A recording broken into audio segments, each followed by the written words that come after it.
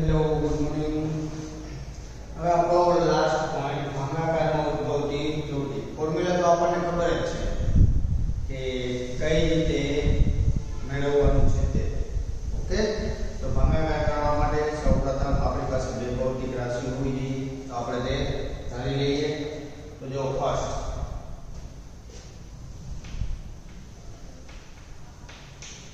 ધારો કે A અને B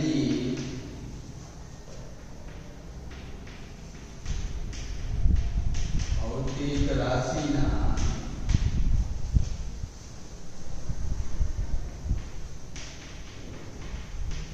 ભાગાકારના સંયોજનથી બનતી ભૌતિક રાશિ Z છે. આપણે ધારી લીધું, એનો મતલબ Z A ભાગ્યા B. હવે આ પદને ત્રુટિના સ્વરૂપમાં દર્શાવતા આ જે આપણું પદ છે એને આપણે ત્રુટિના સ્વરૂપમાં દર્શાવીએ. ઓકે, તો જો અહીંયા સુધી જશે.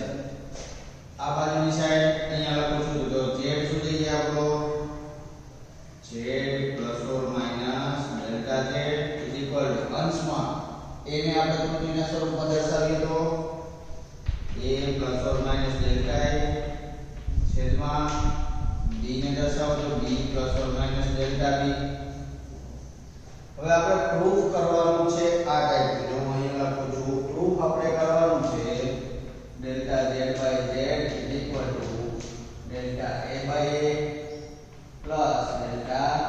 Δb/B. આ ફોર્મ્યુલા આપણે સાબિત કરવાનો છે. આપણને ઓલરેડી ખબર જ છે, હમણાં જ મેં વાત કરી. એટલે તો ત્રુટિ આ ટાઈપની સાબિત કરવી છે તો મારી પાસે જો અંશમાં જ પદ છે, બધે છેદમાં નથી. તેનો મતલબ આ પદને મારે ઉપર લઈ જવું પડશે. આ પદને મારે ઉપર લઈ જવું પડશે. લઈ જવું ઉપર તો જો ઇઝ ઇક્વલ ટુ અહીંયા મારી પાસે શું છે a છે. હવે પહેલી વસ્તુ તો મારી પાસે z પણ એક્સ્ટ્રા છે ને.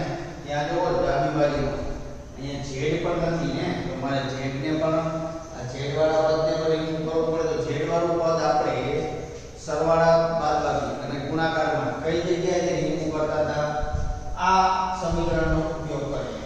તો જો અહીંયા z તો અહીંયા z છે, પણ અહીંયા મારી પાસે તો આ બાજુ a ભાગ્યા b લઈ આવી દઉં. a ભાગ્યા b લઈ આવી દઉં તેનો મતલબ z મારે ઉડી શકે છે. z શું થાય છે? ઉડી શકે છે. ઓકે, તો હવે જો આ પદ છે એ જ રાખો અંશમાં a ± Δa. આ પદને હું અંશમાં લઈ જાઉં. જો છેદનું પદ જ્યારે અંશમાં જાય ત્યારે ઘાતમાં શું થાય? જે ઘાત છે એ માઈનસ થઈ જશે. તો આ આખા પદની ઘાત કેટલી છે? એટલે કાંઈ નથી, એટલે એક તો હોય. તો હવે આને ઉપર લઈ જાઓ તો આ શું થઈ જશે? b ± Δb એની -1 ઘાત થાય. હવે મારે જમણી બાજુમાં અહીંયા તમે જુઓ Δa ભાગ્યા a છે ને, તો મારી પાસે અહીંયા Δa તો છે, આના ભાગાકારમાં a નથી. ભાગાકારમાં a નથી. તો ભાગાકારમાં a નું હોય તો હું આ બે પદમાંથી એને કોમન કાઢી લઉં છું. શું કરું છું? એને કોમન કાઢી લઉં છું. તો જો અહીંયા શું થશે? a કોમન નીકળી ગયો તો કૌંસની અંદર અહીંયાથી a તો નીકળી ગયો એટલે 1 વધે ± Δa. અહીંયા a નથી તો તમે ભાગાકારમાં a મૂકી શકો. જો તમે કરી શકો છો, કોમન કાઢતા તમને ધોરણ 10 માં આવડે જ છે. જે પદમાં જે વસ્તુ કોમન ના હોય તો આપણે શું કરીએ? તેને ભાગાકારમાં લખી નાખીએ છીએ. શું કામ? કેમ કે હવે પાછી અહીંયા ગણતરી કરો, ઉલટી ગણતરી કરો. જો અહીંયા તમને એક વખત ગણતરી કરી બતાવું છું. ઉલટી ગણતરી કરો, પાછું હતું એને ગુણો અંદર. તો 1 ગુણ્યા a એટલે a થશે ± અહીંયા a ગુણાશે તો આ a અને આ બંને કેન્સલ. તો વધશે શું? Δ એટલે જો મારું પદ હતું એ મળી ગયું પાછું. એનો મતલબ તમે જે કોમન કાઢેલી વસ્તુ છે એ બરોબર છે, એમાં કોઈ મિસ્ટેક નથી, બરોબર? હવે આ પદમાંથી મારે ડેલ્ટા b ભાગ્યા b જોઈએ છે, તો અહીંયાથી મારે b કોમન કાઢવો પડશે. કાઢી લો b કોમન, તો b, પણ b કોમન કાઢશો તો નીકળે શું ઉપર -1 ઘાત છે, b ઇન્વર્સ નીકળશે ને, b ઇન્વર્સ કોમન નીકળે, બરોબર છે? એ ખબર ના પડે ને તમે છેદમાંથી b કોમન કાઢી અને કરી શકો છો પદ. તો અહીંયાથી ઘાત માઈનસ છે એનો મતલબ -1 ઘાત કોમન નીકળશે.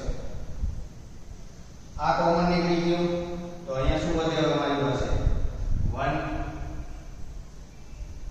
બરોબર છે?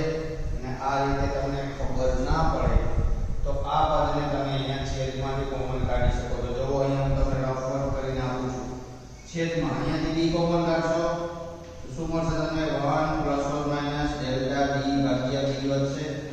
હવે આ પદને ઉપર લઈ જાઓ એટલે જો અહીંયા શું વધે, આટલી પદ વધશે, 1 ± ડેલ્ટા b ભાગ્યા b આખાની inverse,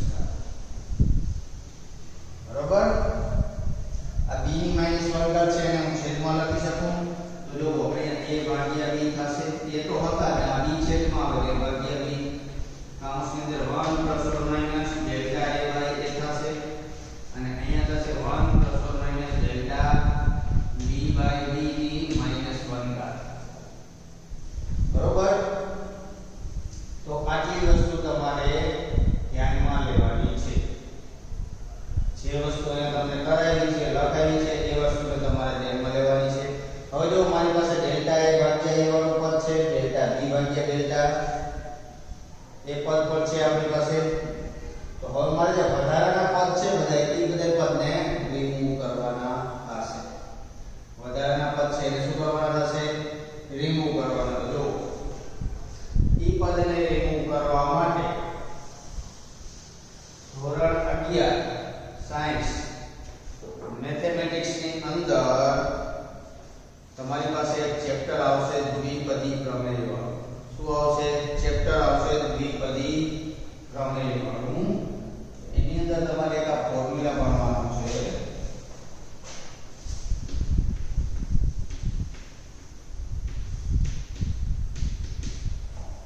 one plus alpha inverse 1 minus alpha inverse, આ બે ફોર્મ્યુલા આવશે. -1 ઘાત દ્વિપદી પ્રમેયમાં તમારે n ઘાત વાળો ફોર્મ્યુલા આવશે, પણ આપણે અહીંયા જરૂરિયાત આ બે ફોર્મ્યુલાની છે ઇનવર્સ વાળા, અને આ નોટ ડાઉન રાખજો નોંધ કરીને.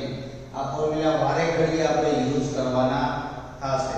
તો જો આનો ફોર્મ્યુલા થશે 1 minus alpha plus alpha square minus alpha cube plus આગળ અલ્ટરનેટ નિશાની છે. જો 1 માઈનસ આલ્ફા પછી આલ્ફા નો વર્ગ પ્લસ પછી માઈનસ આલ્ફા ક્યુબ, એ રીતના પ્લસ માઈનસ એ રીતે.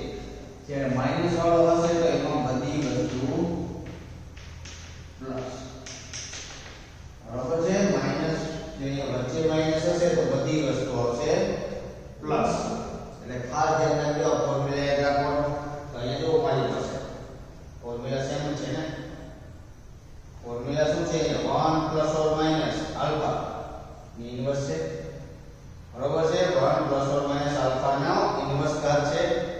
ચલો આપણે અહીં ફોર્મ્યુલા મૂકી દઈએ. તો જો ડાબી બાજુમાં શું થશે? અહીંયા ઇઝ ઇક્વલ ટુ a ભાગ્યા b તો હતું મારી પાસે, વચ્ચે તો 1 plus delta a by a, અને આ ફોર્મ્યુલા અહીંયા મૂકો તમે. તો જો ફોર્મ્યુલા શું થઈ જાય? 1 પ્લસ ઓર માઈનસ ફર્સ્ટ તો પહેલા આલ્ફા જ આવશે.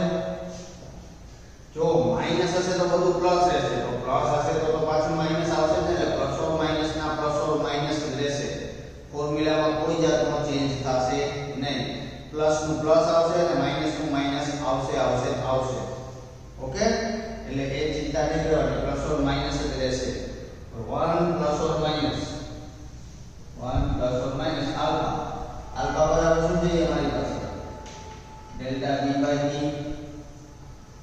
પછી પ્લસ ઓર માઈનસ આલ્ફા નો વર્ગ એટલે ડેલ્ટા b બાય b નો વર્ગ પ્લસ ઓર માઈનસ આગળ આ રીતના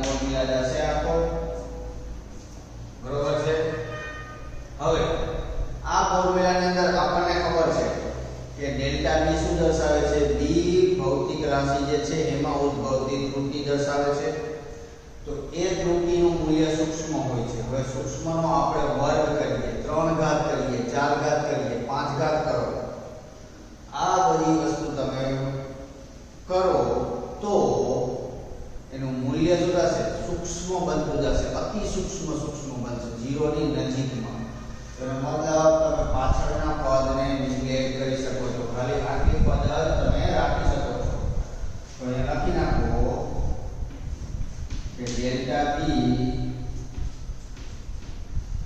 સૂક્ષ્મ હોવાથી આગળના પદોને અવગણવા આગળના પદને બધાને અવગણી નાખો તો જો અવગણશો તો શું થશે a ભાગ્યા b 1 plus or minus or plus or minus છે 1 plus or minus delta a by a અને અહીંયા શું પદ વધશે આગળના પદ અવગણવાના 1 plus or minus delta b by b બરોબર આ બાજુની સાઈડ મારી પાસે છે z plus or minus delta z by z હવે સેમ ટુ સેમ અહીંયા શું કરવાનું છે આ બંનેનો ગુણાકાર કરો તો a ભાગ્યા b 1 નો 1 સાથે ગુણાકાર 1 નો આની સાથે ગુણાકાર plus or minus delta b by b 1 નો આની સાથે ગુણાકાર plus or minus delta a by a અને આ બંનેનો ગુણાકાર plus or minus delta a by a b by b બરોબર અહીંયા છે z plus or minus delta z by z બરોબર છે આ વસ્તુ થઈ ગઈ હવે આ જે આપણું સમીકરણ છે તેની અંદર શું કરીએ આપણે ડાબી બાજુને z વડે ભાગીશું અહીંયા સોરી ડેલ્ટા z છે ને z પ્લસ ડેલ્ટા z બરોબર ડાબી બાજુને આપણે શું કરશું ઓલી બાજુની જે સાઈડ છે એને ab વડે ભાગીએ અને આ બાજુની સાઈડને આપણે z વડે ભાગીશું તો સમીકરણમાં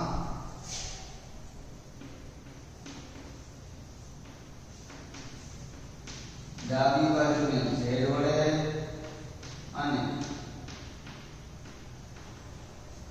જમણી બાજુને a ભાગ્યા b વડે ભાંગતા તો ભાંગી નાખો બધા જો z વડે ભાંગશો z પ્લસ ઓર માઈનસ એના ડેલ્ટા z ભાગ્યા z થશે ને ઇઝ ઇક્વલ અહીંયા a ભાગ્યા b તો છે એના છેદમાં કશું આવશે એ ભાગ્યા b આવે ને આખા પદને ભાગવાનું છે મારે delta b by b plus or minus delta a by a અને plus or minus delta a by a અને ડેલ્ટા b બાય b બરોબર તો હવે અહીંયા તમારે આ વસ્તુ ઉડી ગઈ હવે અહીંયા આપણે અલગ અલગ આપી દઈએ તો z બાય z થશે આ અને plus or minus delta z by z થશે આ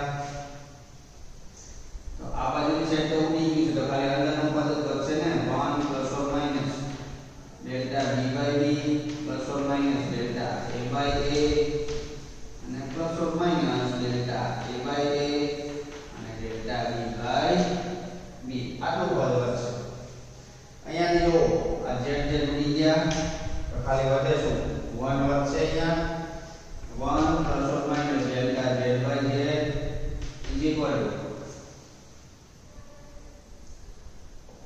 હજી અહીંયા પદ લખી નાખજો કે ડેલ્ટા a અને ડેલ્ટા b અતિ સૂક્ષ્મ હોવાથી આ ગુણાકાર બંનેનો વધારે સૂક્ષ્મ થાય તેનો મતલબ એને પદને અવગણતા તો ડેલ્ટા a અને ડેલ્ટા b સૂક્ષ્મ હોવાથી ડેલ્ટા a ડેલ્ટા b પદ અવગણતા છેલ્લું પદ આપણે અવગણી નાખવાનું જેને અવગણી નાખો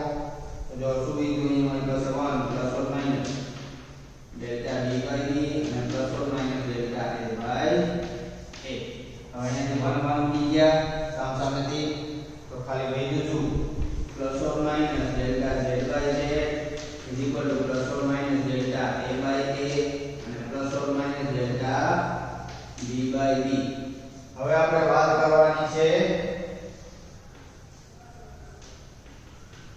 મહત્તમ ત્રુટિ.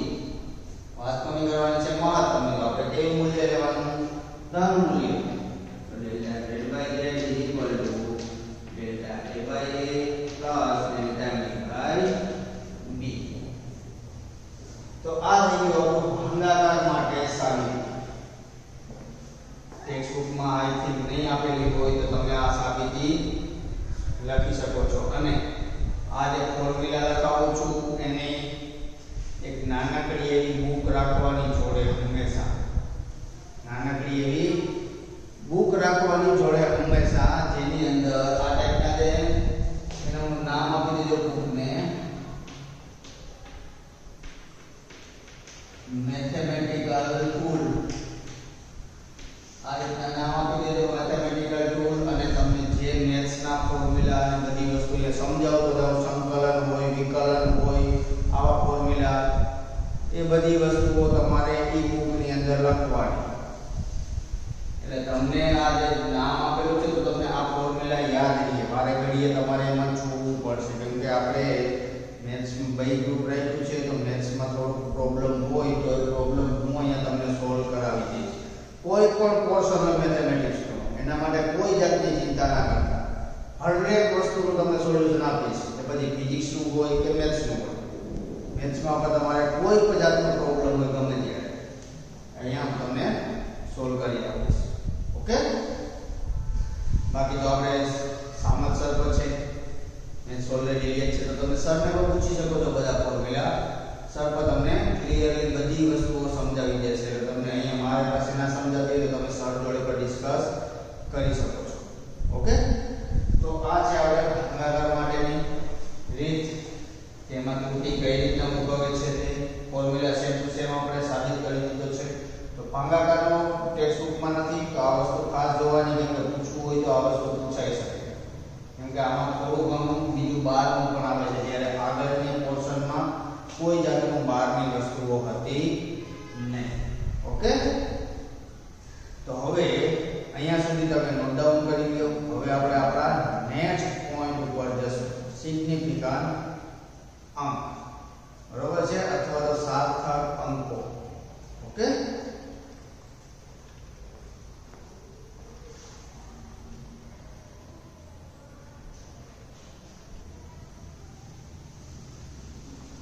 ચલો આપણે ચેપ્ટરનો લાસ્ટ પોઈન્ટ સાર્થક અંકો કઈ રીતના નક્કી કરવા તે નિયમો છે. એના આપણે નિયમો બધા જોશું સ્ટેપ બાય સ્ટેપ કે કઈ રીતના સાર્થક અંકોને આપણે નક્કી કરવા. તો ફર્સ્ટ ઓફ ઓલ સાર્થક અંકોની વ્યાખ્યા કઈ રીતના આપી છે. ધારો કે આપણે કોઈ ભૌતિક રાશિ લઈએ, એ કોઈ ભૌતિક રાશિમાં આપણે માપન કરતા હોય કોઈ પણ જગ્યાએ, તો એની અંદર ચોક્કસ પ્રકારના અંકો પણ આવેલા હોય અને અચોક્કસ પ્રકારના પણ અર્થપૂર્ણ, મીન્સ આપણે એને કન્સિડર કરવા જ પડતા એવા અંકો પણ આવેલા હોય, તો આવા અંકોને કહેવામાં આવે છે સાર્થક અંકો.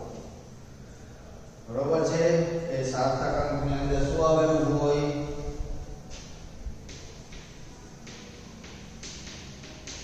ચોક્કસ અથવા તો અચોક્કસ પરંતુ અર્થપૂર્ણ. મીન્સ તમારે ચોક્કસ શબ્દોનું ચોક્કસ જે અંક આપેલા છે એને પણ કન્સિડર કરવાના આવશે, જ્યારે અચોક્કસ અંકને પણ આપણે કન્સિડર કરવાના, પણ એનો અર્થ રહેશે એની અંદર. બરોબર. ધારો કે જે એક્ઝામ્પલ તરીકે હું તમને વાત કરું તો એક્ઝામ્પલમાં આપણે ગુરુત્વ પ્રવેગની વાત કરીએ. શું કરીએ? ગુરુત્વ પ્રવેગ g ઇક્વલ નું મૂલ્ય છે 9.8 મીટર પ્રતિ સેકન્ડનો સ્ક્વેર. આ એનું મૂલ્ય છે. બરોબર. હવે આ જે મૂલ્ય આપણે જાણીએ છીએ ઓલરેડી. હવે મારે કોઈ પણ જગ્યાએ પ્રયોગશાળામાં જઈ અને તેનું શું કરવાનું છે? મારે કોઈ પણ સાધન દ્વારા તેનું માપન કરવાનું છે. હવે ધારો કે મેં કોઈ સાધન લીધું અને એના દ્વારા હું માપન કરું છું, તો માપન દરમિયાન અથવા તો પ્રયોગ દરમિયાન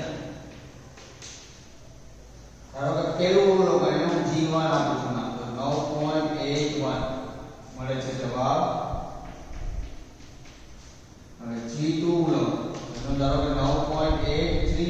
તો બરોબર છે બે અવલોકન ને ગયા એમાં પહેલાનો જવાબ 9.81 મળ્યો અને બીજાનો જવાબ 9.83 મળ્યો છે તો હવે જો આ જે વસ્તુ આપણે કહી છે હવે એની અંદર જે આપણે જોઈ શકીએ છીએ કે મારું ઓરિજિનલ મૂલ્ય 9.8 છે તો અહીંયા પર જો 9 અને 8 અહીંયા પર 9 અને 8 તો જે આ 9 અને 8 છે એને ચોકસાઈપૂર્વકના અંક કહેવાય શું કહેવાશે અહીંયા 9 અને 8 ચોકસાઈપૂર્વક ના અંક કહેવાય જ્યારે 1 અને 3 જ્યારે 1 અને 3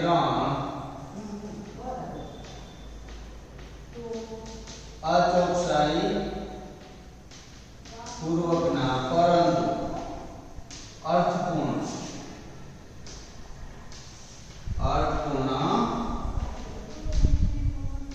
અંકો કહેવાય છે બરાબર અચોકસાઈ પૂર્વકના છે કે મારે ઘડીએ બદલા રાખે છે જ્યારે 9 અને 8 છે ફિક્સ છે ચોક્કસ છે જે ક્યારે બદલતા નથી આપણા પ્રયોગમાં તો પાછળના અંકોને પણ આપણે ધ્યાનમાં લેવા પડે છે તો આ બધા જે અંકો છે એને સાર્થક અંકો કહેવામાં આવે છે ઓકે હવે આપણે આગળ જોશું સાર્થક અંકો નક્કી કરવા માટેના નિયમો શું જોશું હવે સાર્થક અંકો છે તે નક્કી કરવા માટેના નિયમો ઓકે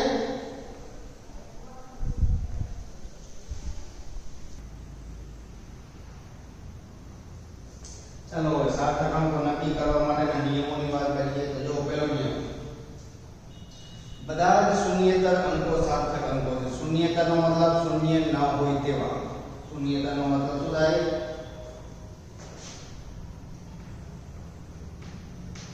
શૂન્ય ન હોય તેવા બરાબર શૂન્ય ન હોય તેવા 1 2 3 4 5 6 આ ટાઈપના મૂલ્યો બધા છે એ બધા સાર્થક અંકો આવશે આપણે સાર્થક અંકો કેટલા છે નક્કી કરવાનું કોઈ પણ પોઈન્ટ આપેલો હોય એની અંદર ધારો કે આ જો હું તમને આપું કે 9.8 એમાં સાર્થક અંકો કેટલા છે 2 9 અને 8 અહીંયા 3 અહીંયા 3 તો આ રીતે નક્કી કરવાનું કોઈ પણ તમને અંક આપેલો છે તેની અંદર ઓકે હવે બીજી જો સંખ્યામાં દશાંશ ચિહ્ન હોય દશાંશ ચિહ્નનો મતલબ પોઈન્ટ વાળી સંખ્યા હોય 0.1 1.5 1.025 એ રીતની સંખ્યા હોય પોઈન્ટ વાળી તો દશાંશ ચિહ્ન હોય તો તે ગમે ત્યાં હોય પોઈન્ટ ગમે ત્યાં હોય તો પણ બે શૂન્યતર અંકોની વચ્ચે આવેલા બધા શૂન્યાંકો સાર્થક અંક છે એનો મતલબ એનો હું તમને જવાબ આપું તો આ રીતના ધારો કે એક્ઝામ્પલ લે તો 0.2308 તમને મેં બુક મોકલેલી છે તેની અંદર છે એક્ઝામ્પલ સહિત બધી વસ્તુ અપ ટુ ડેટ લખેલી છે કઈ રીતના કોને ક્યુ લેવું છે તે આ રીતની ધારો કે કોઈ વેલ્યુ હોય કે 0.2308 આપણે વાંચું પેલી બે શૂન્યતર અંકોની તો શૂન્યતર બે શૂન્યતર અંકો છે દશાંશ ચિહ્ન વાળી છે પેલી વસ્તુ તો 0 પોઈન્ટ વાળી છે પછી બે શૂન્યતર અંકો છે 3 અને 8 કે શૂન્ય ના હોય એવા એની વચ્ચે આવેલા શૂન્યો એની વચ્ચે 0 આવેલો છે તો એને આપણે શું કરવાનું છે સાર્થક અંક ગણવું પડશે એનો મતલબ તમને કોઈ પૂછે કે અહીંયા ટોટલ સાર્થક અંકો કેટલા છે તો 1 2 3 અને 4 ટોટલ સાર્થક અંકો કેટલા છે 4 બરોબર છે એટલે આપણે આ રીતના જવાબ લખી શકીએ છીએ ખાસ ધ્યાન રાખજો કઈ રીતના કીધું પોઈન્ટ વાળી સંખ્યા હોય અને પોઈન્ટ વાળી સંખ્યાની અંદર બે શૂન્યતર સંખ્યાઓની વચ્ચે આવેલા જીરોને તમારે સાર્થક અંક તરીકે ગણવા પડશે હવે અહીંયા હું તો 0 લખી નાખું છે તો એના માટે રૂલ બદલી જશે પણ બે શૂન્યતરની વચ્ચે આવ્યા છે એનો મતલબ તમારે એને ગણવા પડશે ઓકે જો સંખ્યા 1 થી નાની એનો મતલબ 1 થી નાની એટલે 0 પોઈન્ટ થી ચાલુ થતી તો દશાંશ ચિહ્નની જમણી તરફના પરંતુ પ્રથમ શૂન્યતર અંકની ડાબી બાજુના અંકો સાર્થક અંક નથી એના માટે મેં તમને જવાબ આપ્યો છે 0. ઉદાહરણ છે 0.002308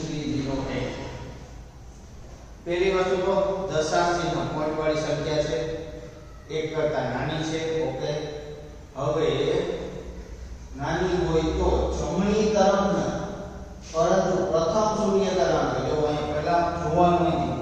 પ્રથમ શૂન્ય તરંગ શું છે? અહીંયા 2 છે.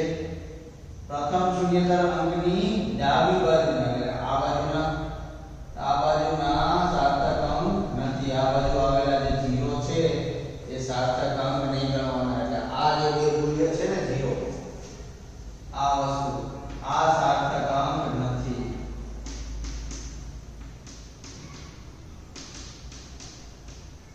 ટોટલ તમને પૂછે કે આ કઈ સંખ્યા છે એની અંદર સાર્થક અંકો કેટલા છે, તો ટોટલ 4 જ છે. બરોબર છે. આ રીતના જે પોઈન્ટ વાળી સંખ્યા છે અને આનાથી આગળના જે આ બધા 0 આવે છે સાર્થક અંકો આપણે લેવાના નથી. એ પછી ગમે તેટલા 0. ઓકે, તો પ્રથમ શૂન્ય તરંગ કીધું. ધારો કે હું આ રીતના લખી નાખું 0.010230 આ રીતનું મૂલ્ય લખું તો મને પ્રથમ શૂન્યતર કીધું છે. ખાસ ધ્યાન રાખજો એટલે કે આ 1 છે એ પ્રથમ શૂન્યતર થઈ ગયો હોય તો 1 ની આ બાજુનો 0 બધા નહીં લેવાના. આ 0 ને લેવો પડશે એટલે કે પ્રથમ શૂન્યતર પછીનું કે જમણી બાજુનું છે, ડાબી બાજુ નથી. બરોબર. અને બીજો રૂલ પર આવી ગયો ને અહીંયા કે બે શૂન્યતર સંખ્યાઓની વચ્ચે 0 હોય એને આપણે સાર્થક અંક લેવાનો છે. બીજા નંબરનો નિયમ એ પર લાગી ગયો અહીંયા એટલે લેવો જ પડશે કમ્પલસરી. ઓકે, અહીંયા પણ જોઈ લો બે શૂન્યતર સંખ્યાની વચ્ચે 0 છે એટલે લેવો જ પડશે સાર્થક અંક. બરોબર. તો આ રીતના ત્રીજા નંબરનો રૂલ. હવે દશાંશ ચિહ્ન સિવાયની સંખ્યામાં અંતિમ શૂન્યતર અંકની જમણી તરફના શૂન્યાંકો સાર્થક અંક નથી. દશાંશ ચિહ્ન ના હોય મતલબ પોઈન્ટ વગરની વસ્તુ. 2300 પોઈન્ટ વગરની છે. બરોબર. અંતિમ શૂન્યતર અંતિમ શૂન્યતર શું છે? 3 ને જમણી તરફના શૂન્યાંકો સાર્થક અંક નથી. એનો મતલબ કે જ્યાં બે મૂલ્ય છે આપણા 0 0 આને આપણે ડબલ 0 છે એને સાર્થક અંક તરીકે ગણવાનું નથી. તો અહીંયા તમારે આખી સંખ્યામાં સાર્થક અંક કેટલા છે? 2 સાર્થક અંક છે. બરોબર છે. 2 સાર્થક અંકો છે. તો આ તમારો થશે રૂલ નંબર 4. લાસ્ટ રૂલ આવશે એનું એક્ઝામ્પલ આવશે કે 1.230 કોઈ પણ લખી શકો છો. આ તો તમને બુક ની અંદર એક્ઝામ્પલ આપેલો છે મેં એ જ વસ્તુ અહીં સમજાવું છું. 1.230 દશાંશ ચિહ્ન વાળી સંખ્યામાં દશાંશ ચિહ્ન એટલે પોઈન્ટ છે. ઓકે છે. અંતિમ શૂન્યતર અંક પછીના બધા શૂન્યાંકો સાર્થક અંકો છે. તો આ બાજુની વાત છે. અંતિમ શૂન્યતર અંક શું છે? આ છે 3. એના પછી આવેલા 0 સાર્થક અંક તરીકે લેવા પડશે. બરોબર છે. એના પછી આવેલા 0 ને આપણે સાર્થક અંકો તરીકે ગણવા પડશે. તો આ રીતના આપણે સાર્થક અંકોના નિયમો છે 4 થી 5 નિયમો છે યાદ રાખવાના. કઈ રીતના સાર્થક અંક નક્કી કરવા. તમને કોઈ પણ મૂલ્ય આપેલું હોય તમને કે આની અંદર કેટલા સાર્થક અંકની સંખ્યા છે તે તમારે જણાવી દેવાનું.